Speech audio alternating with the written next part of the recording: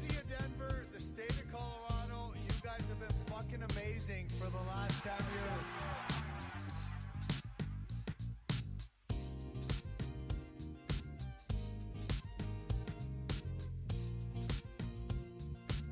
Let me start off on the Twitch feed this morning, and I got to get the whole name right. Mile High Hockey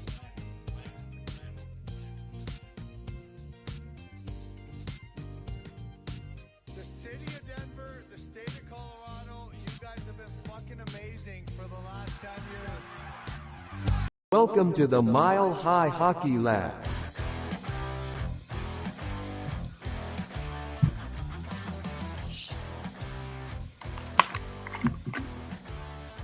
Hello and welcome to the Mile High Hockey Lab. My name is Adrian Hernandez. I am here today with Ezra, Evan, and Jackie. We are here to talk Colorado Avalanche hockey. It is a wonderful day to be doing so as the Avs are coming off a big division victory over the Dallas Stars. Thank you to the three of you for joining me. As always, folks, please subscribe, share, like, and turn on your alerts so you know every single time we are live.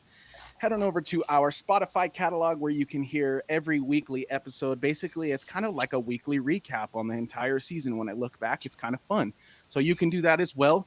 And of course, let me preview kind of what we're going to get into today. So as usual, we're going to do a little bit of a recap from last week. We're going to talk about Detroit, Toronto, and Dallas. A little bit of Mikko Rantanen in there. We're going to do the breakaway challenge as usual. Going to kind of contemplate what the Avalanche should do with their first round pick. And then whoever wins that breakaway challenge will introduce their own segment. And then, of course, we will end with our bold predictions. So let's just get right into it, folks. Let's talk about Avs. And in their two losses, I'll send this one over to you, Evan. Which loss stung more to you, the loss to Detroit or the loss to Toronto? Out of those two, I'm gonna say Toronto, especially just when you look at Detroit's last few games. Yeah. They destroyed, I believe it was St. Louis, and then followed that up with an 8-goal performance against the Caps a few nights later. So they're just on a tear, I guess, right now. Which props to them, I guess. But I think besides that too, that Toronto game, when you look at that game in particular, you're up 2-0. You're having a really good chance against a really good team at home, and then you kind of let it slip away, to be quite frank. And it wasn't necessarily something, quote unquote bad that they did. They just kind of got outplayed, and a couple of penalties, led to the Tyler Bertuzzi hat trick that I know a lot of Avs fans are definitely unhappy about. So I feel like that one is just like a missed opportunity. At least out of Detroit, you got a point, versus in that Toronto game, you missed out on even getting 1 point when you frankly probably deserved one at least. At least, so yeah, exactly. Well, it's interesting that you put it that way. You bring up the penalties and the one with Mikko. I'll say it was the least dumb one he's had in a long time, in terms of like it just kind of happened in the flow of the game. It wasn't a cross check like 2 miles away from the puck, away from the play completely. It was within the scope of the game. But yeah, another untimely penalty for Mikko Rantanen. That said, he did kind of turn it around last night, but we'll get there. Ezra, I want to ask you, do you consider the Red Wings a playoff team from what you've seen so far? I mean, they're on a bit of a PDO bender right now. They're getting some lucky results, and that seems like it's going to be enough to get them into that 8th seed. I don't think they're much of a playoff threat, but will they make the playoffs? It seems like it's trending in that direction. It was kind of preseason where like either Detroit, Ottawa, or Buffalo is going to rise up and take a playoff spot, and it's certainly not Ottawa or Buffalo. So. Yeah. And look, I mean, they've got goaltending right now. Alex Lyon is playing great, and that's awesome. He is the reason Colorado lost that game, as upset as we might be with anything else that happened, especially that overtime defensive coverage by Nathan McKinnon. But the reason that Detroit beat the Avalanche is Alex Lyon. Yeah. I want to touch on the Mikko penalty really quick, because you said that it's not one of those stupid ones. It kind of is, though, because like – all players know that if you put the puck over the glass, it goes at any time, it's going to be a penalty, right? Yeah. And it's just a choice to make a lazy play at a bad time that results in a penalty there. Yeah. So I think it is stupid. I was really frustrated with that. Mikko's done a lot of good in the last couple of games. That was really bad. Yeah, But well, yeah, we credit me. talked a little bit last week, and the way I put it was Mad Miko, because a lot of people call McKinnon Mad McKinnon when he's like extra frustrated. But we Mhm. talked about it last week a little bit, and I mentioned that personally, from my point of view, I just don't think he's as consistent and as valuable to the team when he's in that sort of mindset of Mad Miko. He's much better when he's like the docile, stoic, fun-loving guy, in my opinion. But Jackie, he did look better against Dallas. Like, what are your thoughts on Miko and kind of what I just said? I don't. I can't get on him too much. He's still top 10 in league Yeah, scoring. I mean, gotta keep it in perspective a little yeah, bit here. Yes, he's been frustrating. So is the whole team since the All Star break. Um, I think it was in the game before, uh, the one we just saw was at Toronto, yeah, um, where he had a rush and then he slid the puck underneath the guy, and then he like reached around the guy and like yeah, poked it, and it almost went in the net.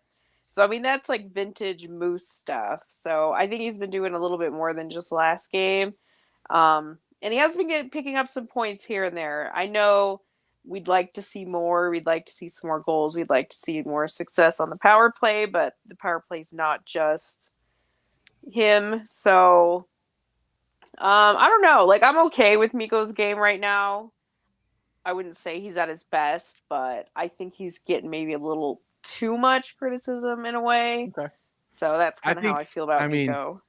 I would agree with you based on what you started with, which is that he's top 10 in points, like as is. And my next question that I'm going to send back to Ezra, because I feel like he didn't get to touch on too much so far. So, Ezra, he's got 22 games to get 24 points to be a 100-point scorer this season. Do you think he does it?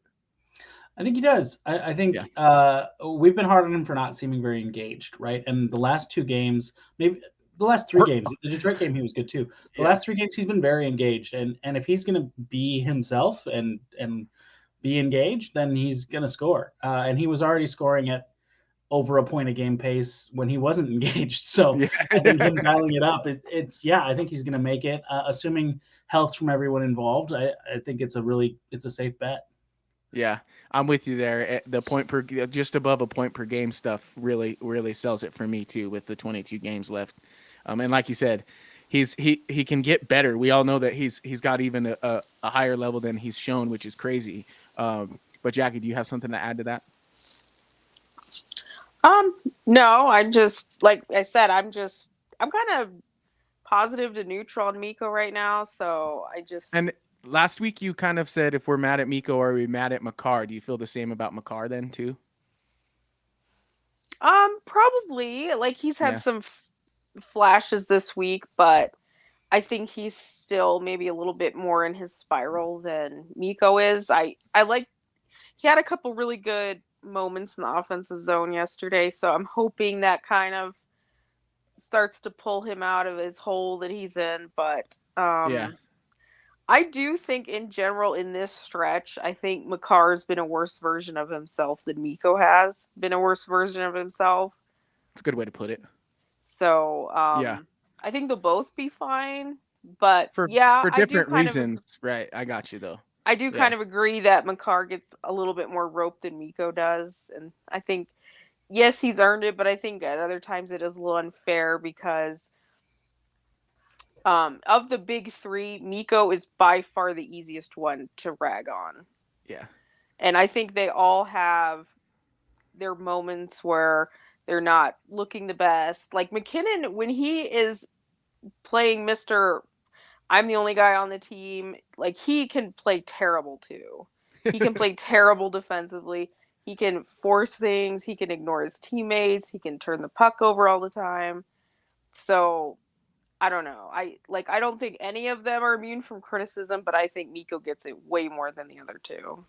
Well, that's interesting that you put it that way too, because after the game, and of course, as earned what I think was kind of one of the more confident victories over one of the better teams this season for the Avalanche. But I started to feel not so good about that after watching the post game interview of Nathan McKinnon, who said, and I quote, "Yeah, we got the win, but we weren't anything special. Hockey's funny that way."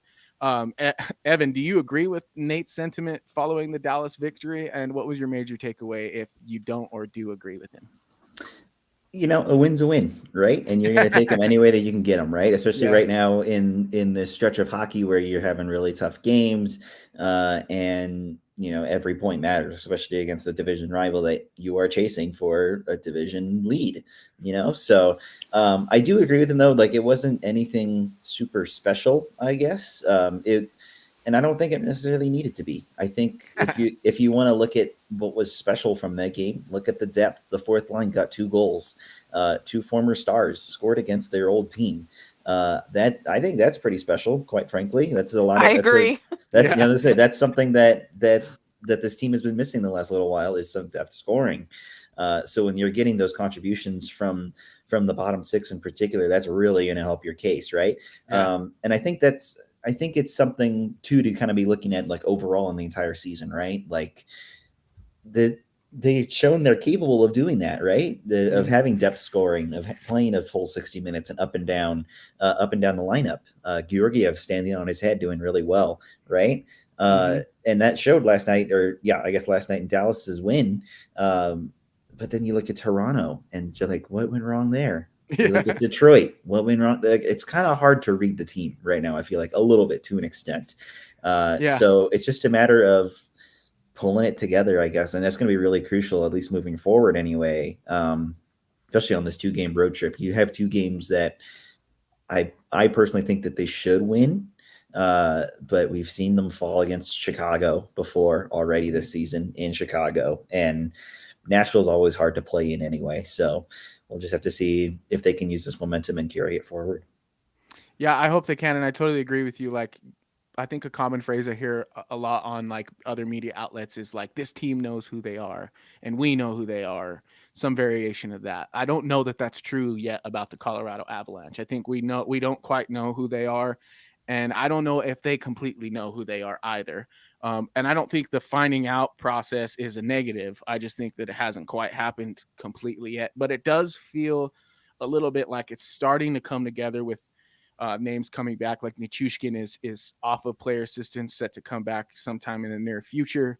But Ezra, Evan talked a little bit about Alexander Georgiev, who had an excellent game last night. I think.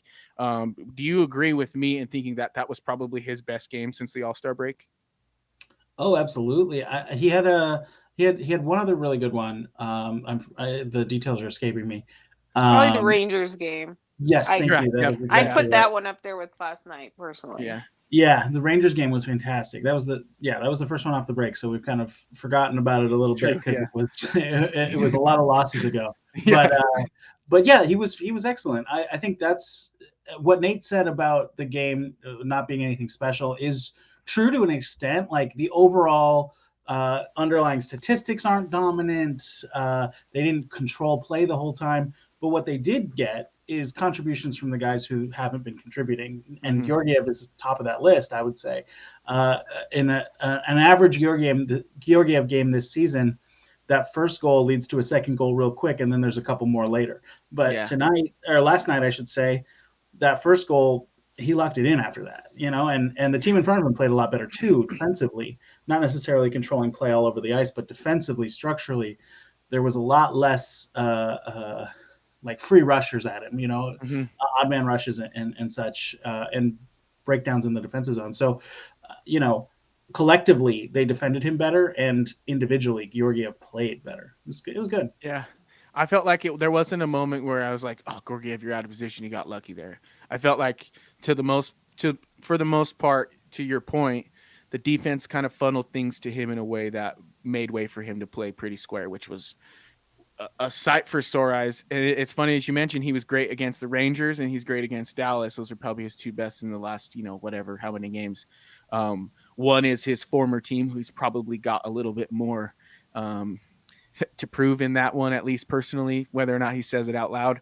And then the other is a game against the divisional opponent that's ahead of you. So I feel like that bodes well for the psyche of not only Georgiev and his teammates, but also fans. Like, it's good to know that for the most part in these really important games, Georgiev seems to bring his best to the table. But Ezra, you mentioned underlying stats. So while I send this question over to Jackie.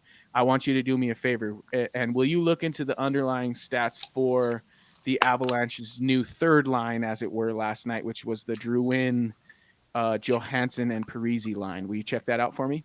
Mm-hmm. Awesome. So, Jackie, let's talk a little bit about what's to come. The Blackhawks will play twice, and then we'll play Nashville as well. How important is it for Colorado to secure at least 2 of these 3? Well, they definitely need to beat Chicago. I mean, there's Yeah. just no way around that one.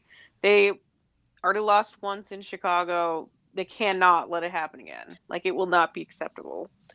And to lose, I mean, they got to beat them at home too. I mean, I usually say it's really tough to beat a team when you're seeing them twice in the span of a week. It usually tends towards a split, but the team this poor, you got to beat them twice.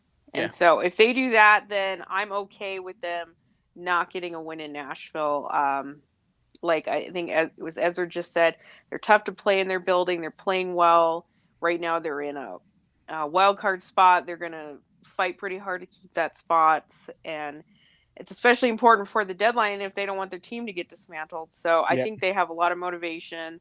So if the Avs play well but don't win that one, no big deal. But you have to win the other 2, the Chicago games. Like, I'm glad Bedard's back. He's going to be interesting to see. I think just the type of player he is very interesting. So I like watching him, but you have to beat that team. Like, it's him and it's truly nobody else. So hopefully the Avs just take care of business. That's what I'm looking for.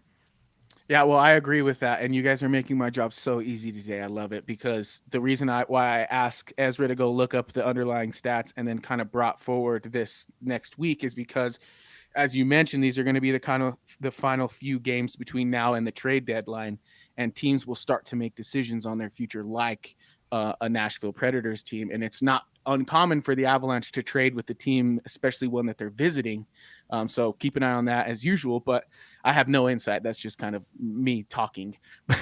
But the reason why I want to bring up the underlying statistics is because in our breakaway challenge, we're going to talk about that first round pick and if the Avs should use it or trade it. And so, Ezra, what did you figure out about that third line of Drouin, Johansson, and Parise? How were their underlying statistics looking last night? Yeah, so they were the second best of the 4 lines, but they were not great. Lehkonen, McKinnon, and Rantanen had a dominant game. They had over 80% of the expected goals while they were on the ice. Okay. That's great. The second best line was Drouin, Johansson, and Parise, but they were at 45. So they seeded, over 50% of the chances and expected goals ended up going to Dallas with them on the ice. Interestingly, the Wood, Colton, O'Connor line, which has been very good in these statistics most of the time, real bad last night, real bad. But and I mean that's part of what the overall team game not being great comes down to is guys who you count on to win battles, losing battles. But then the fourth line looked good. Anyway, the question was about the third line. And I like the full breakdown because that's what I'm looking for headed into the next segment anyway. So I love it. They had 10 minutes on the ice together, and as a collective trio, the stats aren't terrible, but they aren't pretty. Individually, Drouin has good underlying metrics, despite being on the ice mostly with those guys. But he's the only one. Okay. So if we're thinking about changing up that line in the future, obviously Nichushkin's going to take a spot most likely, which should help a lot because he's an incredible play driver. And then I still, no matter how many lucky goals Ryan Johansson scores, he just still needs to be replaced, in my opinion. Okay, well then let's get into our next segment. The breakaway challenge.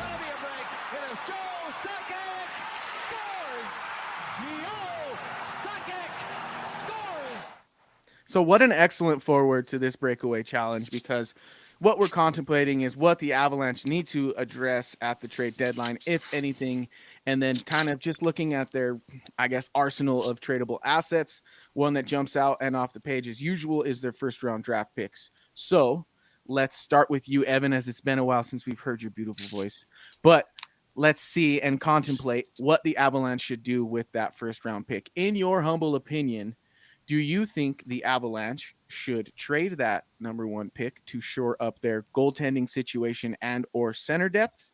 And you have 1 minute to state your case. I will give you point for every claim that I think is at least valid, and we will see who has the most points at the end of this, and they will pick the next segment. Are you ready, Mr. Managing Editor? Let's do it. All right, coming at you live, and your time starts now. I do not think that they should trade this first round pick. You're already low on assets and already low on prospects. If you can add to that a little bit, great.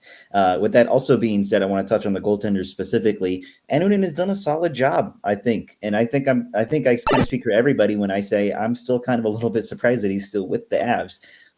With that also being said, Ivan Prosvetov is absolutely tearing up the AHL right now. He is absolutely phenomenal down there. Now, if they do want to do a swapperoo with them later on in the year, who knows? I'm honestly kind of comfortable with either one. And when you look at 2C, I just don't think that you really need a first round draft pick to be able to do that. You have to dump contracts anyway to do that in the first place. The Avs are already running tight on roster space, and you still could look at Nikolai Kovalenko. He's played a lot of center actually in Russia recently. He maybe could come in and maybe either play 2C or 3C, wherever that goes. And of course, Landeskog as well, if he comes back. Woo. Good job. 6 right there. That's a good one. That's like always my level right there is 6. Yes. I can't seem to quite get past it. Yeah. I almost gave you Landeskog, but I felt like it fell in the same vein as the Kovalenko, just kind of like additions up the middle. So I like it. I tried to get myself an extra point. I did my best. It's always nice when you know the clock's running down. You're like, all right, 10 seconds. Let me just say like 3 things really quickly and see if any of them land. But Ezra, that's a pretty good start for Evan, who's got 6 points, and he's on the side of keeping the pick. Correct, Evan? That's what I heard. Making a selection because you don't think that anybody that a first round will be necessary to possibly shore up some of these positions. Yep. So, Ezra, your time starts now. I think you have to be open to trading the pick. But that said, there's not a goaltender on the market who's worth a first-round pick, and that position doesn't make sense to be a first-round pick position because ultimately, like Evan said, there are decent options in Annunen and Prosvetov. It's hard to say that after what we've seen from Prosvetov at the NHL level, but like he's playing very well right now. But the go-to version of a goalie that they should be acquiring is a veteran who can be like a goalie whisperer for Georgiev, and that's like a 5th round pick kind of guy. You know, I don't want to see a 1st round pick in that trade. I don't think there's anybody on the forward market really who's a 1st round pick caliber player either. You know, there's talk of Casey Middlestat, mostly from me. And if he is indeed an option, then yeah. The other way I could see it going is if you trade a 1st round pick and Ryan Johansson to get his contract off the books, and you need to sweeten the deal to make that happen with a 1st round pick. That seems reasonable to me. But individually, there's no player who's worth that. Oh, I gave you that one real quick. I just repeated myself, but I'll take it. Kinda and absolutely yes. But you did it eloquently, so I guess I gave you a point there. So Jackie, basically Ezra's open to the idea of trading that first, but he wonders if there's really an equitable option on the market.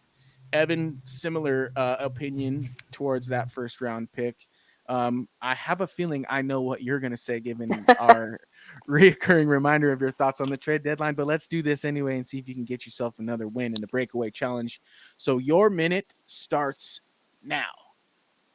All right. Well, of course, I'm going to say no, but I'm also going to tell you why they won't. And it's because they never traded a 1st at the deadline in the Joe Sakic era. The only time they traded a 1st, obviously, was for Kemper. But last year when they traded Newhook and they had the 2 first-round picks, so they actually replaced it. So in the Sakic era, they never haven't had a first-rounder to add to their arsenal. There's obviously nobody worth it. I don't think it's worth it to even get rid of Johansson when you're looking at a buyout. It's only going to be $1 million. They are the only contender without an ELC on their team. Malinsky wouldn't even count. He is too old to even be on an ELC. If you look at Dallas, who we played last night, I think at times they made the Avs look slow. They have Jason Robertson, who was a 2nd-round pick. Stan Coven was a 2nd-round pick. Wyatt Johnston was 23rd overall. And Thomas Harley was 18th overall. If they can reload their team without needing top 10 picks, the Avs absolutely can do that. And that's why not only will they keep their first round pick, they definitely should as well. Whew. That was so good. That was so good. I feel like we covered everything, and Jackie, you just like put the cherry on top with some stuff that we hadn't touched on yet. I completely agree with the three of you. I think that at this point, it's kind of just like don't just trade a first because you have one, and I feel like that's kind of the thinking among fans right now. It's like, well, we have that first, and we need a second line center, but it's like if you're gonna trade that first round pick for a rental, I'm out, and I've said that on social media before. And most people kind of just tell me that, well, why not? You know, late first round picks don't ever amount to much anyway. But it's like, when's the last time we used a late first round pick? The latest we've gotten when we used it, I think, is like 10 last year. So I don't know. I could be wrong about that. But I I'm mean, with yeah, you. and that's Yeah. their problem. Like I said, look at Dallas. I didn't even mention Bork, the other one they haven't even called up yet. Yeah. They can have 5. They're a good team. They've been a good team. If they can have 5, basically like 20 overall and lesser assets contributing on their team, that's the standard you have to meet. If you want to compete with these guys and be in a division with them moving forward, you have to meet that standard.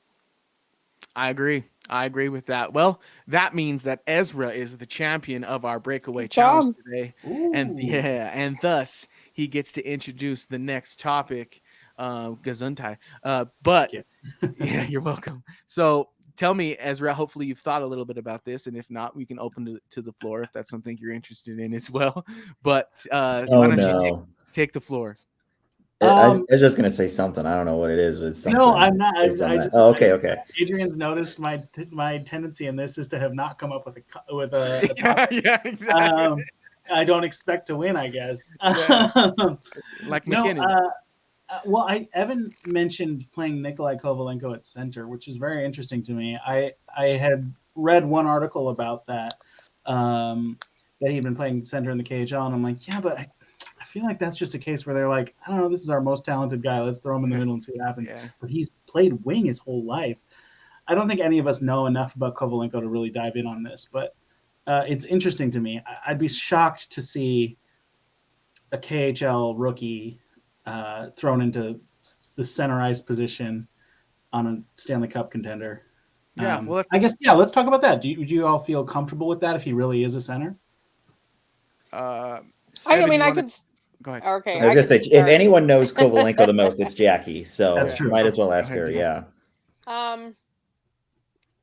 I'd say I agree with that, but I also don't really think that this team's going to have, quote unquote, a proper 2C. Like Colton really isn't. I mean, he can do the job, but I don't think anyone's going to say like he's a true 2C right now. But I also don't think anybody they're going to trade for. Like if you think Adam Henrique is like your quote unquote proper 2C, he's not either. So that's the other thing is like, and I've also felt like I don't care about position that much. Like I think they should get the best player they can at a reasonable price, like without using the first or Eric Ritchie or anything stupid. If you can take your expendable parts and the best player you can get is a wing, then do it, because you need good players. You need players that can put the puck in the net and create offense. So I just don't care about center that much. They line up a certain way on the face off, and then the way that Bednar plays is one guy goes down low. It doesn't have to be the center. You have Mikko taking a ton of face offs. You have O'Connor taking face offs. I mean, it's just like, to me, it's sort of a made up problem in a way. I mean, they haven't replaced Kadri, and that part is true and fair, but I don't know. I also just think it's sort of a made up problem, because if it truly was an issue, they would have done something about it. So as it relates to Kovalenko, I mean, yes, I wouldn't say like the last 2 weeks was like the first time he's ever done it. So, I guess what people won't expect about Kovalenko, he's a good passer and he has a good vision. So to the extent that people believe that Drouin can be like a center and, some of his skill set, and he was a center drafted as one. So I think if you look at him in that vein, like, could he do it? Could he do the position? Is it worth something exploring? I say yes, but as far as like oh, okay, we have the 2C answer now. Everything's great. No, because obviously you need to see what he looks like in the NHL and everything. But like I said, I don't think anything is going to be like, oh, here's the answer. We're great. So Yeah. to that extent, it's just like a more whatever. Yeah, Mhm. my thoughts are like you're gonna have to find out about him and then give it a shot if you have to. Like we've seen Rantanen play center because he has to, and that was just like the situation. And I'm always for like doing things by committee. I will say, he's 190 pounds, 5'10", so he's not like the big. That's what he's listed too. So I mean, who knows if He's that's pretty like, stocky. yeah, He's pretty, solid in that stout. regard. Yeah. It's interesting. I didn't know, like, obviously I knew he was the son of Andrei Kovalenko, but it kind of just like, I never made the connection. He's actually American. He's actually from Raleigh, North Carolina. So like people talk about like him coming over and making like cultural changes and adjustments. Like that's not really going to be a thing.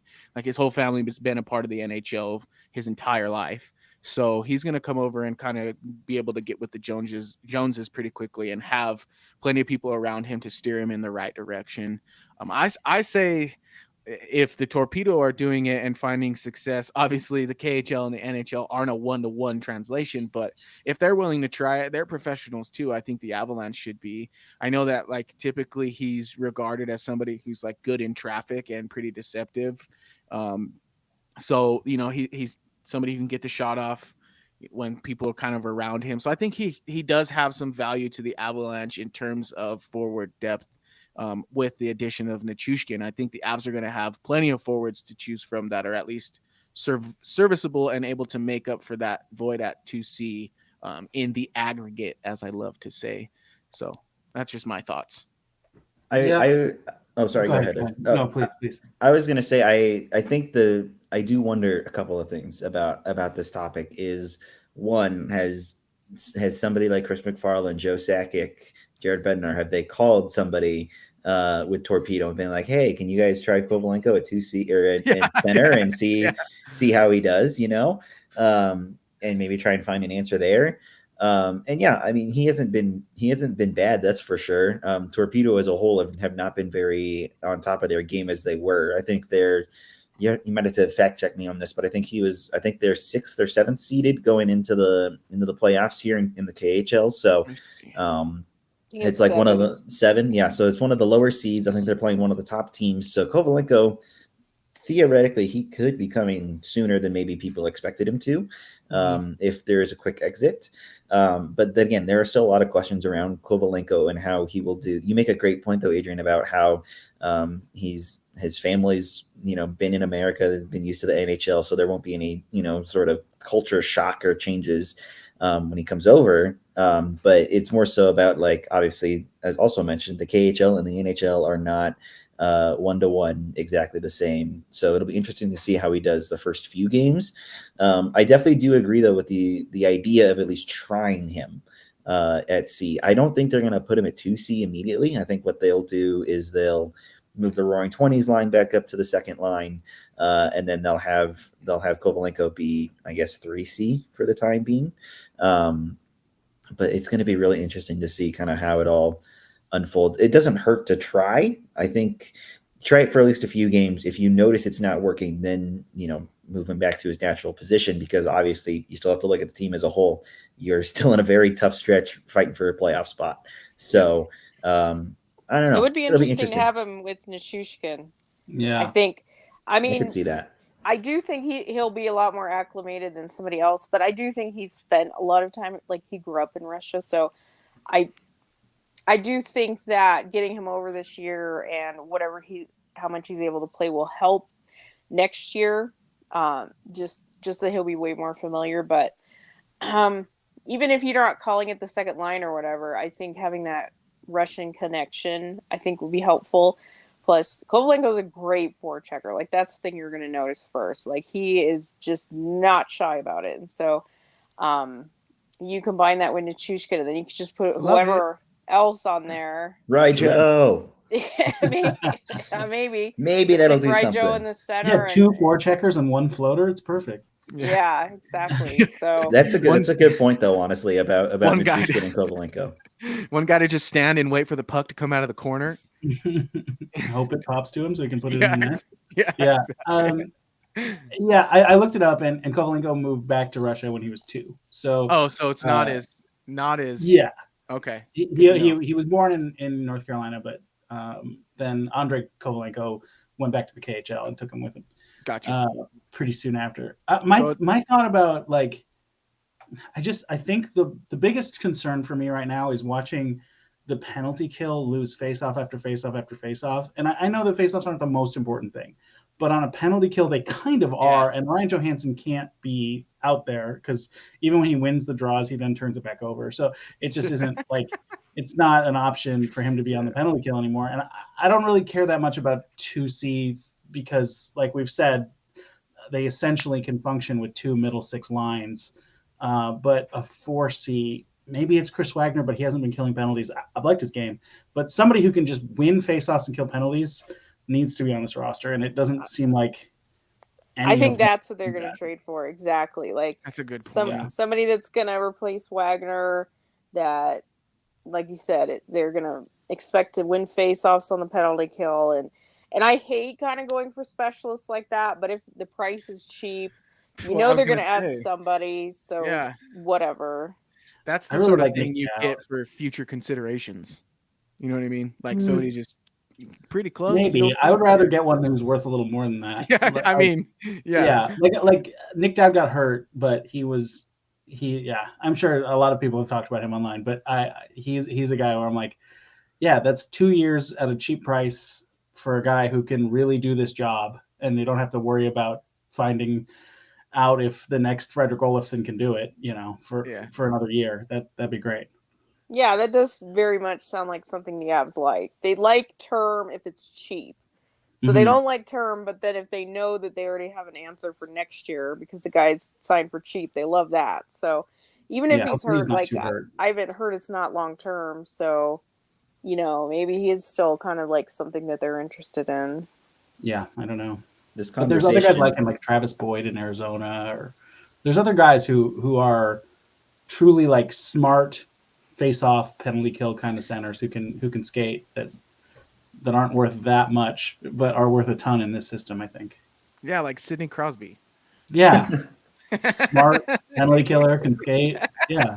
I will admit that this conversation is having my mind turning a little bit because it makes me think sadly of Darren Helm and how he was that for the Stanley Cup run, and then in 2022-23 never really got to show it because I think he played maybe 5 games before he was hurt and eventually retired. So that's a good point, though, honestly, about having a specialist guy who can win faceoffs, kill penalties, do all those sorts of things. I like the Travis Boyd idea. I was going to say that. I was also going to be my next point of like, I don't know who would kind of fit in that department, we're all so focused on 2C and like the big names, right? That you kind of forget about those. And you think about moves that have been made in the past. Nico Sturm, Lars Eller, again, not big name players, right? So I like the Travis Boyd idea. I know we've talked about Nick Dowd, again, possibly depending on his status. But yeah, I don't know. He'd have to do some more digging, I feel like, to be able to figure that out before the trade deadline next weekend. But anyway, I think Helm was another guy that that wasn't a center that they made a center. Yeah. That's the other thing that Helm reminds me of. He kind of was a left wing center his whole career, but he was definitely more of a left wing in Detroit the last few years before he came over. Interesting. I remember him playing center when I was a kid. Interesting. All right, I have one for you guys. Then go for it. I don't know. I'm about to put my foot in my mouth, probably. But hey, what do you know? I'm a professional at doing that anyway. Let's do it again one more time.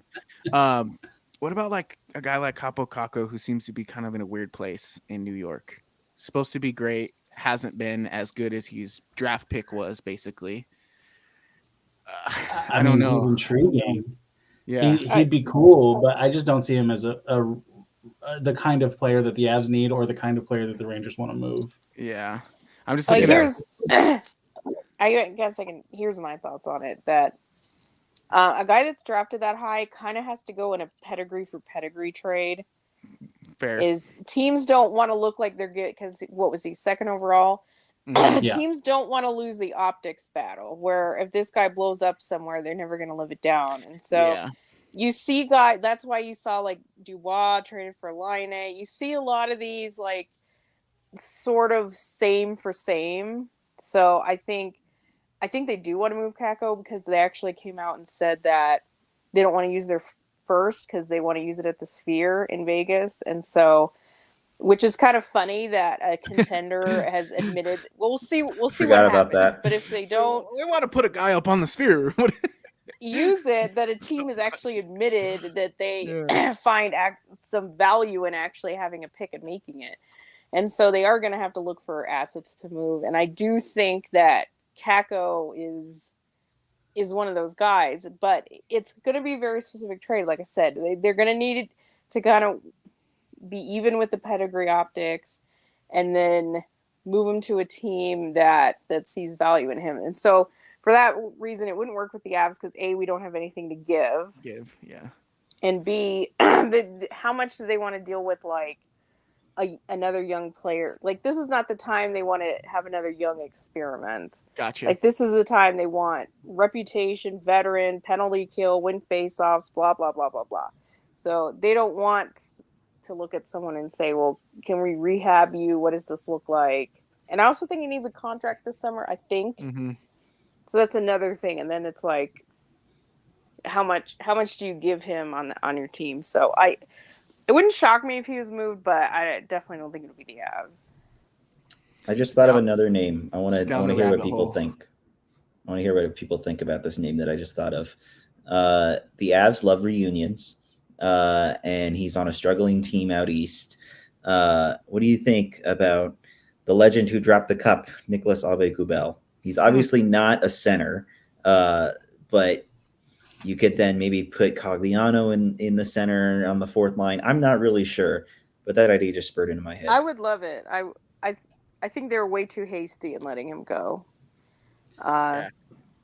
I think they assumed that he was going to want more, and then he signed for $1 million in Toronto, and it was like, well, you could have kept him for that. Mm-hmm. Yeah, I've always liked him. I think he kind of brings sort of a spark to the team. Like he is sort of that energy forward in a way.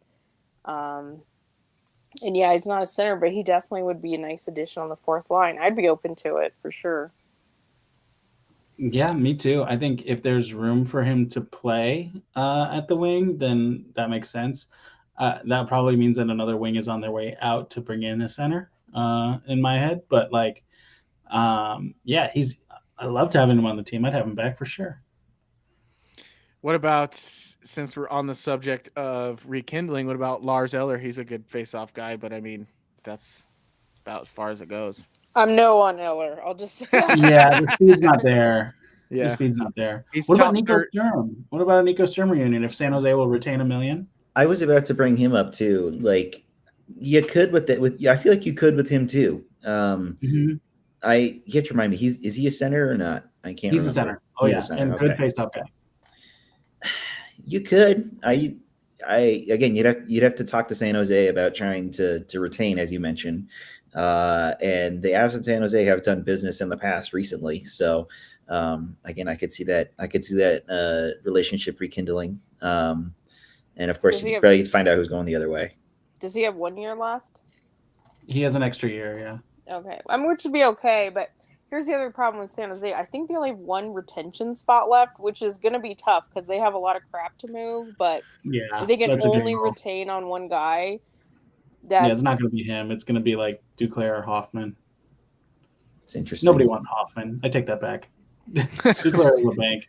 We're What getting about- ahead of ourselves. We All still got like 2 more weeks. I know, trade deadline, by the way, we're going to talk about that, how we're going to do that this year, because I think last year we did like a 10-hour episode, which was pretty Yeah. awesome. But I think we'll probably try and prioritize that a little bit differently this year, but we'll cross that bridge when we get there. I have one last person to bring to the table.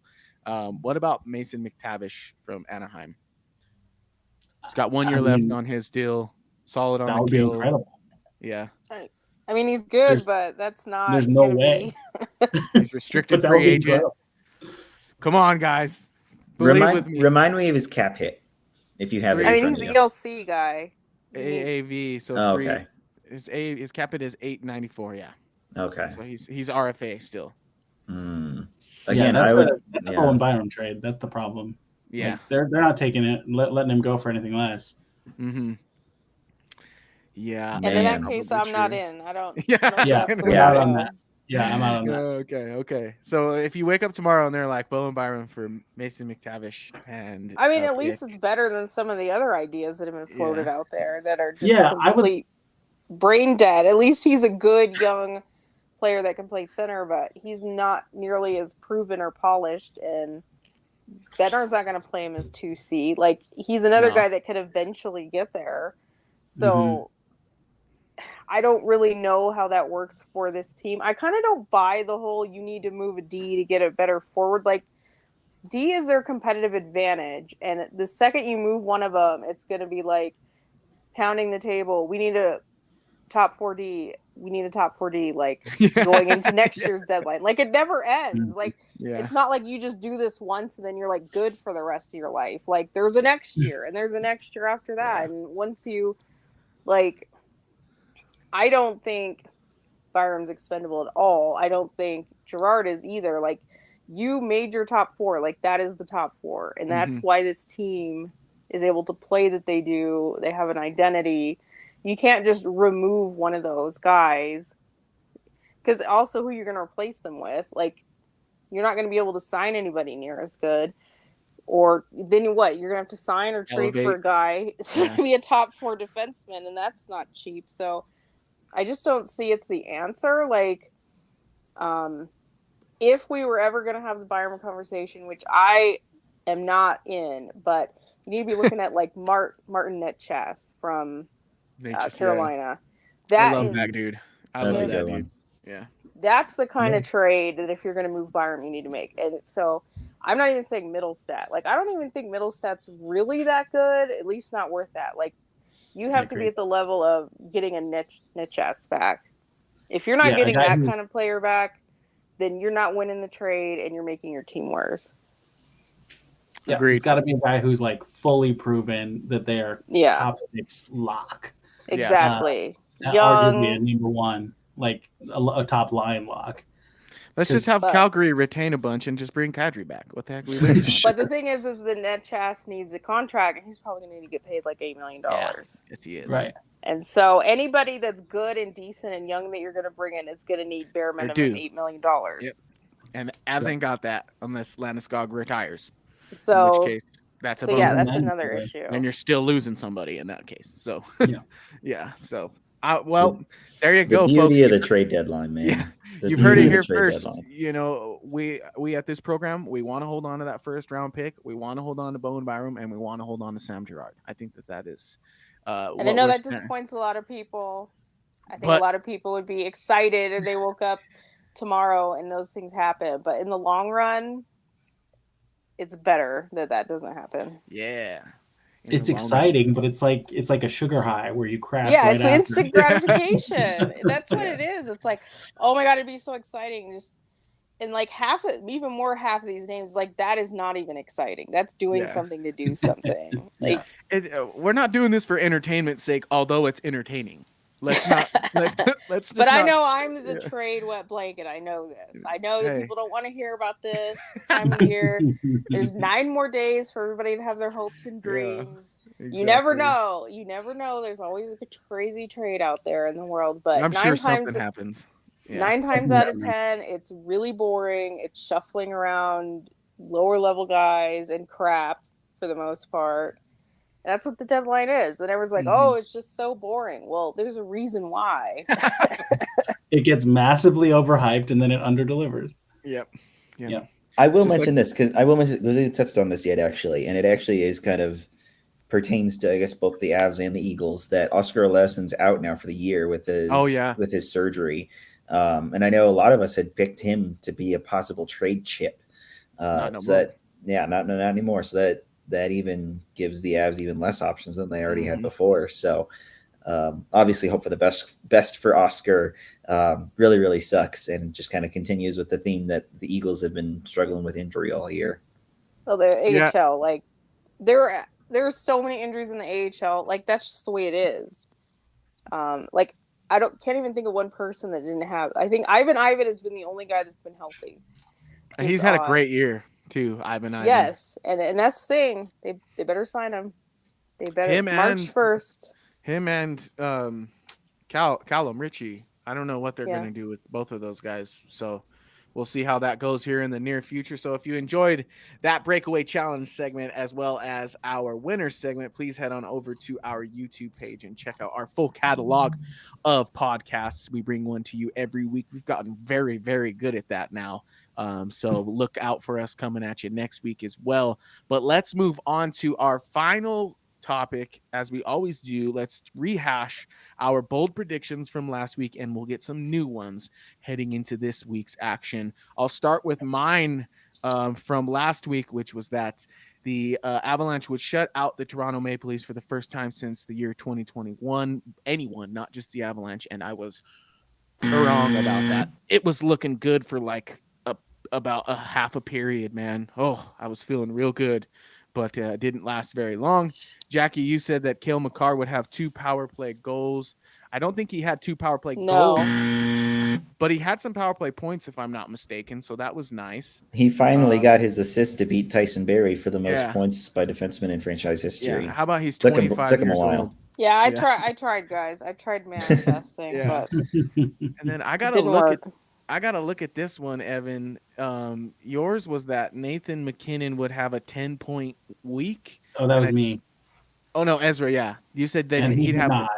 He did not. What did he end up with though? Because it was probably 6. Pretty close. I was gonna say only 6. I needed a 7-point game against Dallas, so it was. Or no, a 6-point game against Dallas. That would be nice. I got it. So we went 0 for 3 last week. So let's get back on the right side of things. You know, the Avs got their mojo back last night. Let's see if we can get ours. It's a bold strategy, Cotton. Let's see if it pays off for them. I call that bold talk. All right, so we called this segment Bold Predictions because it is what it is. We make some very bold claims and we cross our fingers and hope to the heavens above that they become true so that we can clip these moments and put them on Twitter and social media and feel really cool about ourselves. So that's pretty much this whole thing. I will send it over to our managing editor, Evan, first and get his bold prediction on the board. Yeah, that's honestly a great way of putting our bold predictions / bold hopes, I guess. Yeah. I do love bragging about them whenever I get them right. Exactly. So I do hope to brag about whenever I get this one right. There's a good stretch of game for the Avs that they should win. I'm not going to choose a game or like a win streak in particular. I'm just going to say that somebody scores a hat trick in one of these 3 games. I think that's a real possibility. I like it. It's the Hawks twice and the Preds, so I like my chances. Hopefully it's an Avalanche player. Well, yes, I should preface that. If Connor Bedard scores a hat trick, not only am I going to be very angry, but that is very wrong, and Avs Twitter is going to come after me. Can never get a single thing by Ezra. He's freaking got it. He's got it. All right, Ezra. So Ezra, is your bold prediction then that someone else will get a hat trick?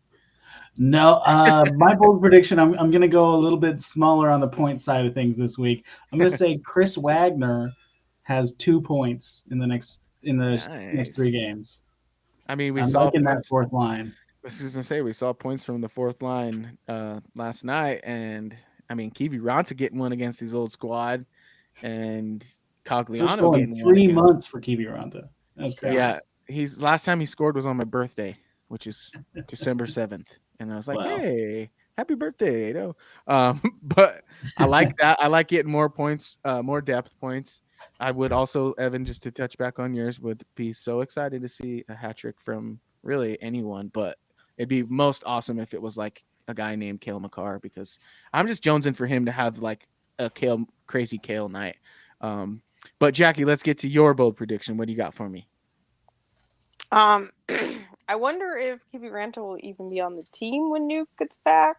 That's kind of a ponderance, but no, that's not my bold prediction. I'm going to say somebody gets a shutout, one of the goalies, in the next 3 games.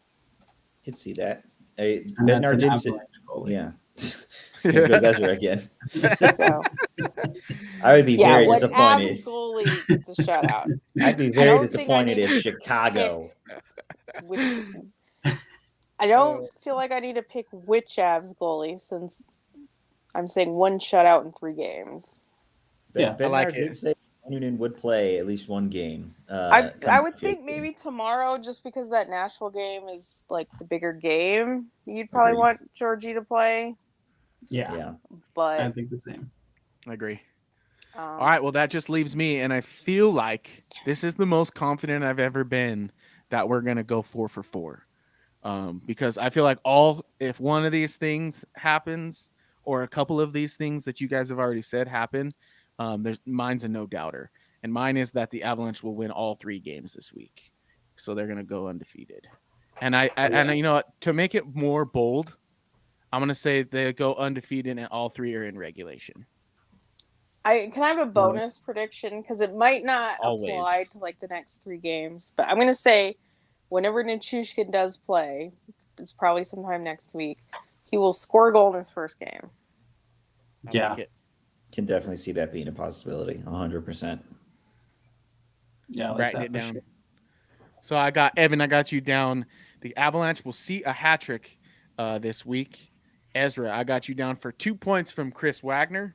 Jackie sees a shutout in one of the next 3 games. Adrian thinks that they're going to go undefeated in all 3 and in regulation. And Jackie, with a little cherry on top, says Nuke's going to score in his first game back. See, and that's why we call this bold hopes, because as you can tell, they're all very optimistic, unless we didn't make those disclaimers that they were for the Avalanche. Appreciate you, Ezra. Always. I'm just here to help. But if all these things go against them, like a hat trick against, a shutout against, they lose all 3 in regulation. We got to rebrand. It's Yeah. all right. Well, I don't got anything else to touch on. Do you 3 have anything you want to talk about league wide or Avalanche related that we haven't touched on?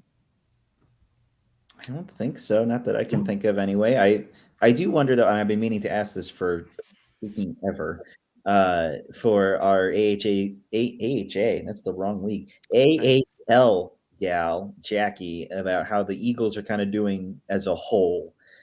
Since I know it's been a while, and I know we touched Good question on Alausin and being out, but Prosvetov being absolutely dominant and just where they're at, I guess. Okay, so I believe it will be. I guess I'll have to put it up tomorrow. My Eagles 3 stars, so that's coming. They do have a game tonight, so still chance for somebody to grab one of those stars. So I can't give you any spoilers there, but I probably will tell you Prosvetov's 1 star. Yeah, he's been amazing. I believe his record was 8-0, 2 shutouts, like a 959 save percentage. I think at 1.25 goals against. I mean, just totally dominant stuff. And then that's helped them a lot in the standings. I think they're 2 points away from the division lead now. You know, they're basically the same kind of team, though. Like, sometimes they have trouble scoring. They're not the most talented in general. They don't really have any great prospects on the team. You know, they're not having really good scorers. You're not looking at the Dallas kids who are carrying their team. So it is like a lot of veteran chipping in. But Ivan's been amazing. Foodie's healthy again. Like, he's just such a big help. He drives play so well. They just kind of do it by committee. They're never really amazing in any one spot. They play very well at home. They're on a 6-game road trip, so we'll see how that goes. They are a team that historically has been a lot better at home than on the road. Kind of the same. They're a playoff team. I think they'll probably be a first or second round exit. Just kind of similar to what they always are, but they definitely, I mean, they started this year with 3 consecutive shutouts, like shutouts against, and now they're 2 points away from the division lead. So it definitely has been a good couple months for them. Yeah, I would consider that a successful season down there for the Eagles, and hopefully they have more success on the road than the Avalanche have recently with that 6-game road trip coming up for them, so that they can hold on to that position in their playoff race. Similarly, the Avalanche are kind of hanging on to second and third in their division race. So hopefully both teams can kind of take a step towards divisional superiority is how we'll put it. But that's a great update, Jackie. Thank you very much. We should just have like a Jackie's AHL corner every episode. Sure. Where we just I'm good pick it with over that. there. Yeah. Yeah, let's do it. That'll be fun. But yeah, folks, if you enjoyed this episode, please head on over to milehighhockey.com. We have previews, recaps, opinion pieces. We got Jackie's AHL 3 stars. Ezra does grades for the players. And Evan is always all over all of it pretty much. And sometimes we do some pretty fun roundtables. So head on over to the website. It's an excellent community. Get in there, sign up, make your own account so you can get in on the comments. That's always a fun time as well. And if you enjoyed this, share it with your fellow Avalanche fans. As usual, like, subscribe, share, check out this episode. It'll be up tomorrow on all of your preferred podcasts streaming platforms. And lastly, please head on over to X and follow us at Mile High Hockey. And you can follow the podcast itself at capital MHH_lab. That's all caps MHH_lab. My name is Adrian Hernandez. I've been joined by Ezra, Evan, and Jackie. Thank you to the three of you for joining me and signing off from the Mile High Hockey Lab here in Pueblo, Colorado. Go Avalanche. Thank you for tuning into the Mile High Hockey Lab.